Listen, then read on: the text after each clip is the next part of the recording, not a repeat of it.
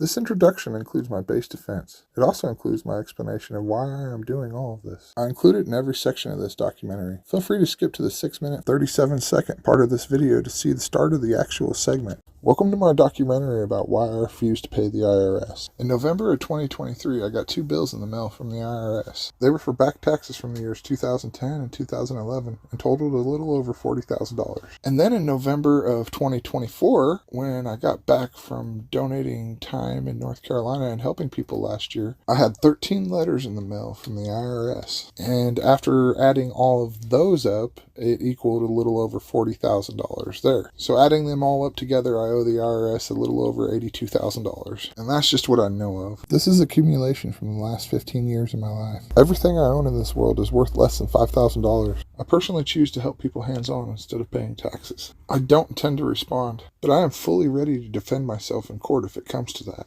And I am not running in any way, shape, or form. My number is 573-286-8316. I'm leaving the ball in their court on deciding on where this goes. I have drawn a line in the sand, and I am standing up for my core beliefs. I morally refuse to continue to contribute to the crimes our government is committing. I fully intend to represent myself in court and stand up for these beliefs and morals. I have represented myself many, many times and won every single time. Our Constitution guarantees us the right at a public jury trial. This is my constitutional right for due process, and it's something that they cannot overthrow or take away from me. Every single judge or public official has sworn an oath to the Constitution, and they have to honor that oath. There's a process called jury nullification, where the jury can decide not only the guilt or innocence of the person on trial, but the justifiability of the law itself, meaning that the jury can find a person innocent, even if they know the person committed the so-called crime. The courts don't like to admit it, but the juries also have the right to decide if a law is unjust, and they can choose not to convict someone because the law isn't right. The jurors can choose to follow their heart and their morals, instead of just being forced to follow the laws that these corrupt politicians endlessly create. Jury nullification is a great thing, because it's a form of checks and balances between we the people and the politicians that are creating endless laws. This is pretty much the only tool that we the people have to stand up and set things right. The system tries to silence any form of jury nullification because they know it's their biggest threat to their power. Lawyers can't even mention jury nullification because they swore an oath to the bar, and in order to keep their bar license, they have to follow the law to a T and can never question the law itself. If they do, they lose their bar license. But I don't have a bar license, and I'm just defending myself from charges they bring against me. The Constitution guarantees my right to do such as well. At any time, the jury can choose to ignore a corrupt law and instead follow their morals and do what's right. I need a unanimous decision in order to actually be found innocent and change things. But if one juror chooses to stand strong and morally won't budge,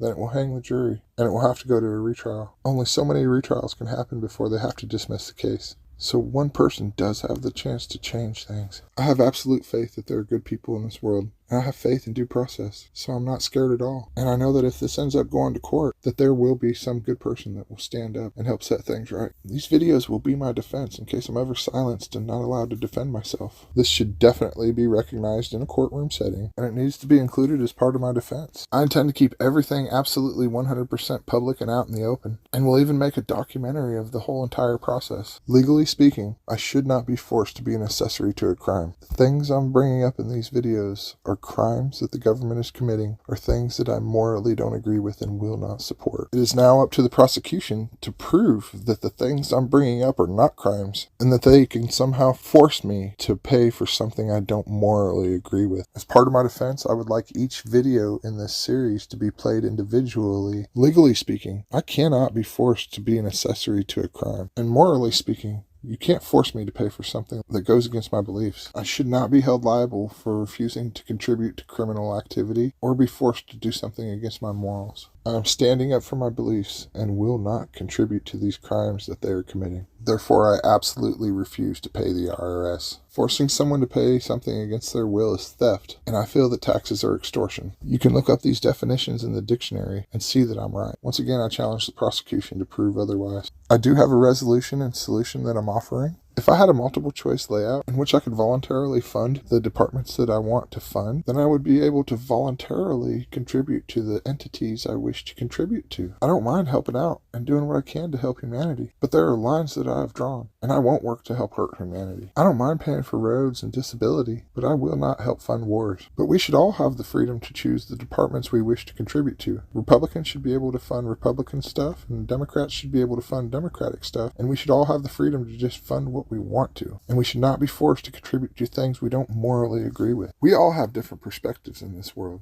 and it should be our individual freedom to decide what we wish to morally fund. And from there, if the government worked from the budgets that we voluntarily give them, we could balance the budget tomorrow. Instead of allowing the government to do whatever they want and create endless debt that our children and grandchildren will have to pay back, we voluntarily give them a budget, and they are forced to work from the budget that we voluntarily give them. This is what true freedom looks like.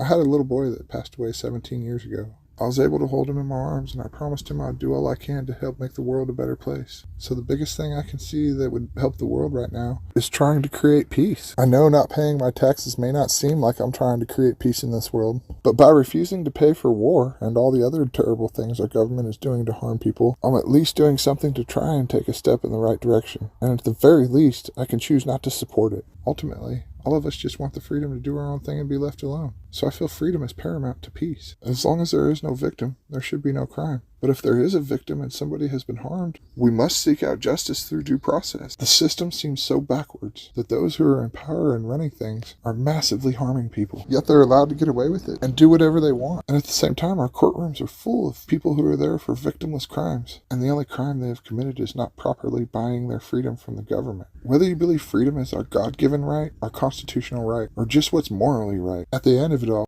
as long as we don't harm anyone, we must be allowed the freedom to do as we wish. I recently received 15 separate bills from the IRS for 13 years of back taxes. As a response, I am making 15 videos on laws the government breaks or things they do that go against my morals. I cannot legally be forced to aid and abet in a crime by paying for it. I should also not have money extorted from me to fund things I morally don't agree with. I start with the largest amounts owed and the things I feel most passionately about. This video is number 1 of 15. I once again want to start out by saying that I absolutely support the troops, and I think they're all heroes, and it takes an immense amount of courage to put your entire life on the line for your country and to stand up for what you feel is right. And the bravery and fortitude that it takes to do that is extremely commendable. I appreciate all of you for putting your lives on the line for the greater good. Thank you guys so much. This has nothing to do with you guys and everything to do with the people that are running things. I don't hold it against the troops because they're just stuck in the middle. Once you sign up and try to do something for the greater good, the first thing they do is throw you in boot camp and break your spirit and break your free will. And then they make this seem like this is normal and the right thing to do. Then after that, they put you in very hard compromising situations. They force you to give up your morals and instead obey them. And if you ever don't obey them and do what they say, you go to prison. They make you seem like you're not American or some kind of traitor if you don't want to do something you don't morally agree with. We should always have the freedom in this world to follow our morals, no matter what. This is the most important freedom of them all. So now you're just stuck doing whatever they have to say when all you were trying to do is the right thing. After this, they just use you as a tool to try and get their political means that they want to gain. It always seems to be more power and money, and a lot of times through taking a nation's natural resources, which that nation isn't okay with, and neither would we. We wouldn't be okay with that. So then there becomes a conflict, and then everybody becomes stuck in the middle of these politicians' wars for greed. They force you to sacrifice your health and your mental health, and sometimes even your lives, and they don't even care. There's no second thought. And the worst part is, after you sacrifice and give so much, they just chew you up and throw you out.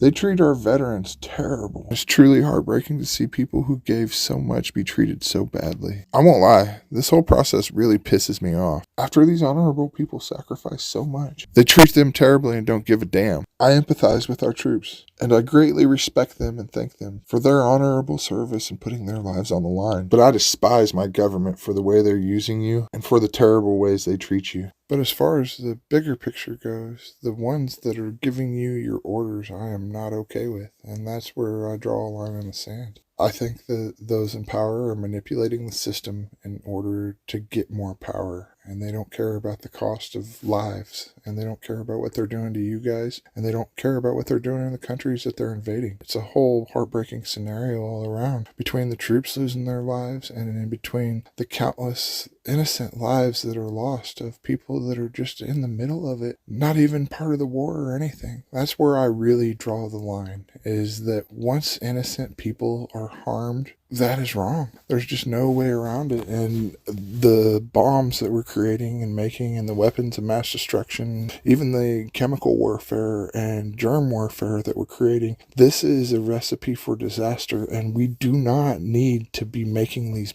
massive weapons. These weapons are guaranteed to kill innocent people. And that is wrong. I cannot stand behind that. I will never be okay with killing an innocent child, ever. Ever. That is the epitome of where I draw the line, and I will never, ever, ever, ever pay taxes because of this. It breaks my heart to know that there are so many people that don't want anything to do with war, but they're just stuck in the middle of it, and they don't have any choice. They just have to live there in these places that are just constantly being bombed and ruined, and it's heartbreaking to know what they're having to endure and go through. People who have done nothing wrong and are just trying to live their lives have no business being caught up in a war. If people want to go to war, that's fine. There's always going to be war. There's always going to be conflict. But when it comes to these weapons that are so massive where you know that innocent people are going to be hurt, it's guaranteed. You can't make a weapon that large and not hurt innocent people. And that is something that is terrible to humanity as a whole. I don't think we should have any weapons beyond what we can fire with our hands. So I'm a firm believer in the Second Amendment and being able to defend ourselves, because you have to be able to defend yourself. If you can't defend yourself, you're just helpless, which is another reason we shouldn't allow our governments to have such massive weapons, because when they have weapons like that, our guns are no longer competition for their weapons of mass destruction. So if a government ever did become out of control, we wouldn't be able to stop them. And therefore, they have all the power. Our weapons can't compete with what they have. And this, in turn, gives away our chance to defend ourselves against a possible corrupt government. And in turn, gives away our freedom. Keeping everybody on the same playing field and allowing everyone to have guns and nothing more seems like the most logical answer. But we have to be able to have guns. Otherwise, we're defenseless. And anyone with bad intentions can come do whatever they want. But I don't think we should have anything beyond what you can fire with your hands, because that way you can make sure that your target, what you're shooting at, when you drop a bomb, you know that it's just going to wipe out everything and create mass casualties. And there's always going to be a chance for innocent people to be harmed, because you can't zero in on your singular target like you can with a gun. We drop thousands of bombs a year. Every single year we have for decades now. Now, whether or not we directly drop the bombs, or if we buy, sell, or give away bombs in any kind of way, it's all the same to me. Every single president has done it. If one bomb was dropped in the United States, everybody would lose their mind. And we would be going insane at the thought of having a bomb dropped in our country. Yet we do drop thousands and thousands of bombs in other countries, and we go invade them and put boots on the ground and invade their countries, and even end up taking their natural resources and things like that. But if somebody did that to us, that we would not be okay with it. And I believe in the do unto others what you want done unto you principle. And I would not want somebody invading my country or dropping bombs here. So I don't think we should be doing it in other countries whatsoever. We need to bring all of our troops home and protect our own borders. And if we're ever invaded, fight like hell. But if that never happens, mind our own business and quit trying to police the world. It's throwing us into massive, massive debt as a country. It's harming the world. Innocent people are dying. Troops are dying. And the only outcome is more power for those running things. And comes a point where we all have to stand up and say, no, we will not be part of this system. I will not do this any longer. And I want to create peace in this world. And so that is what we have to do. Otherwise, it's going to perpetuate forever, because violence begets violence. And I think peace begets peace. And if we could just start going in the other direction, we'll be able to set things right. I think the people in every country need to stand up to our leaders and just demand we do away with bombs. Every single one. China, Russia, Ukraine, Israel, doesn't matter. All of them. I do not support any country having any bombs whatsoever. Currently, Trump says he wants to be a global security force, and that is not something that we need to be doing in any way, shape, or form. That is a terrible idea, and we need to mind our own business. And as far as the budget goes, and saving money and being conservative, we need to stop spending money on all these wars. The military budget is our biggest drain on our entire system. And